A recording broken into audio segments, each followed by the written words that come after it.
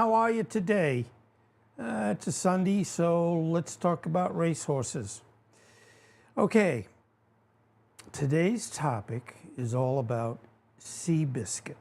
Now, yes, I had heard of Seabiscuit in passing through the years, but never really got to know the history. And what's nice, again, with doing these presentations, you have to do a lot of homework. Pull images, history, and it really is pretty exciting. And then you give you the information.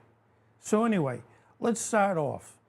Okay, Seabiscuit was a racehorse, and one heck of a racehorse. And you'll see as I go through this, the words of wisdom is never give up. You may not do well the first time, second time, third time, but maybe the fourth time will be the time that will work real well. Okay, so getting into Seabiscuit's early life,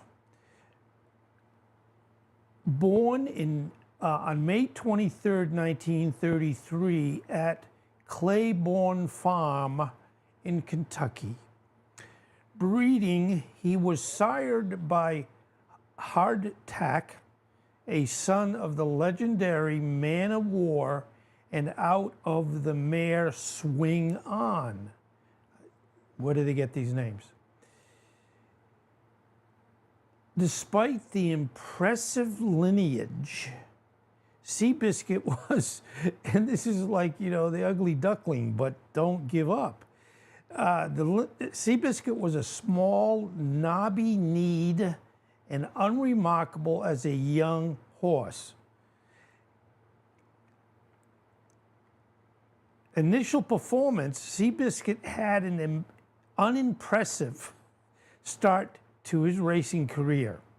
In his first year, he ran 35 races, winning only 5. Personally, I think that's not bad, but anyway, I guess, you know, when they get a horse and they're training the horse and it looks like it might be a horse, there's a lot of money involved in this. So, you know, the return on investment is where they are heroes and they earn a lot of money. So you could see poor Seabiscuit was not doing real well. His early trainers did not recognize his potential, and he was often used as a workout horse for more promising racers. Now, the poor thing's probably sitting there saying, just give me a chance, just give me a chance, please. Okay, now going into transformation and success. New ownership in 1936, Seabiscuit was purchased by Charles S. Howard, a wealthy automobile dealer. Howard hired trainer Tom Smith, who saw potential in Seabiscuit. Yeah, I like that guy. Smith selected Red Pollard as Seabiscuit's jockey. And as you know, jockeys are a special breed. They generally have, you know, they're small. But this was very interesting. Pollard, a half-blind, down-on-his-luck jockey. Here, we got 2 people working, trying to get into the plus column. This jockey formed a close bond with the horse. And as we recognize with animals, if they love you, trust you, they will generally probably do a better job for you. Now, with the rise to fame, winning streak, under Smith's training and with Pollard as his jockey, Seabiscuit began to win races and quickly gained a reputation as a formidable competitor. In 1937, Seabiscuit won 11 of 15 races, including several major stake races, and that means money, earning the title of, here we go, top money winning horse in the United States. And probably Seabiscuit saying, hey, I told you I could do this. No one listened. Now we had a match race. One of Seabiscuit's most famous victories was the match race against Triple Crown winner War Admiral on November 1st, 1938. I wasn't born yet. I'm getting close. Seabiscuit won decisively, solidifying his status as a champion. And I hope he felt the benefit and the adulation that people would certainly put on him. Now then, unfortunately, there were some setbacks and then a comeback. We all love comebacks. Both Seabiscuit and Pollard suffered serious injuries that kept them out of racing for a significant period. Pollard broke his leg and Seabiscuit sustained a ligament injury. And as you know, unfortunately, and usually they put him out to pasture or they use him for breeding for future, hopefully, as they would feel, amazing racehorses. But, you know, sometimes they don't come back. But the next thing, come back. Despite these setbacks, Seabiscuit made a remarkable comeback in 1940. At the age of 7, he won the prestigious Santa Anita Handicap, and that was in 1940, a race he had narrowly lost twice before. So I guess, you know, the third time's a winner. That's great. You know, there's so many things that go along with this. You know, the third time, comeback, you're an ugly duckling, but then you're not. This is like Americana. Everything we hopefully hold as being what is great and wonderful, and the opportunity that you can recover. Okay, retirement and legacy. Retirement. After his victory in Santa Anita Handicap, Seabiscuit was retired from racing.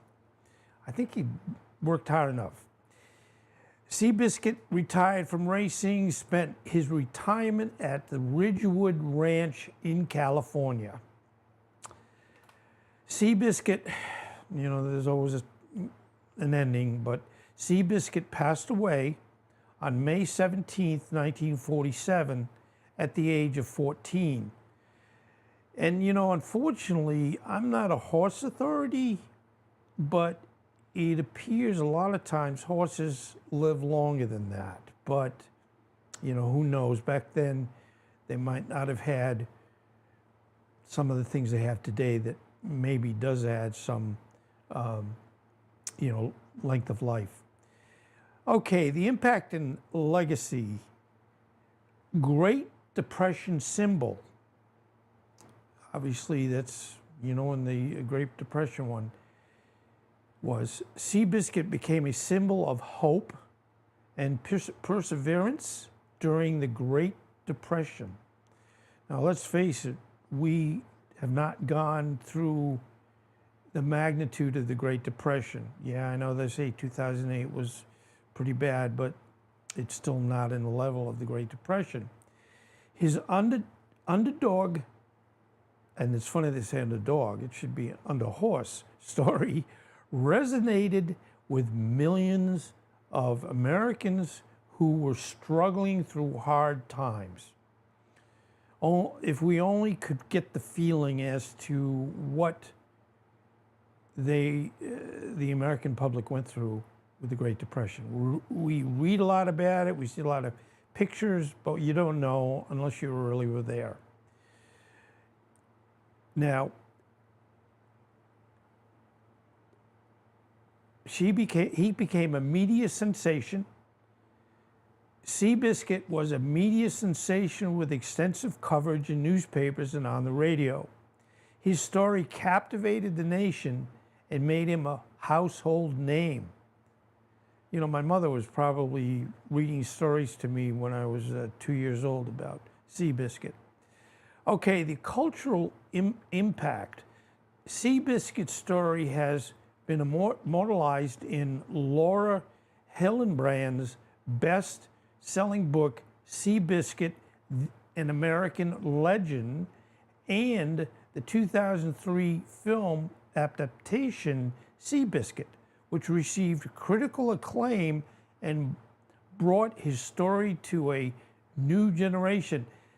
Now, I don't remember, but that could very well be where I picked up and knowing a little bit about Seabiscuit before I did this presentation planning. Okay, legacy in horse racing. Inspiration. Seabiscuit's success inspired future generations of racehorses and their trainers, demonstrating that even the most unlikely candidates could achieve greatness with determination and the right support. So, I mean, that is just a universal, exciting point that is, if we have somebody that's helping us and that person really knows what they're doing and they help us, we potentially have a great future. So this is all riddled with wonderful takeaways. Okay, Seabiscuit was inducted into the National Museum of Racing and Hall of Fame in 1958, cementing his place in horse racing history. That is exciting. You know, this whole thing is exciting. Seabiscuit's story is a timeless tale of resilience, determination, and the power of believing in the underdog. His legacy continues, inspiring and uplifting people worldwide still today. So you can see Seabiscuit. Showing you some more additional pictures. Seabiscuit started out tough, grew up, and became a hero. We love those stories. Now, I'm sure, you know, these pictures are AI generated, so, you know, back then, there weren't many color photos. And that's why you saw a lot of it in black and white. So I just wanted to put a color picture, which might just give a little better feeling and understanding about the horse. Anyway, today and every day, I love what I do, and I learn so much about everyone that has given so much to our well-being and great history.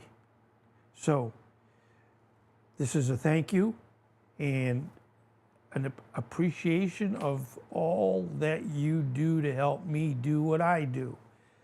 This is Jim Whitehead, All Power Group, and thank you very, very much. Have a great rest of your Sunday.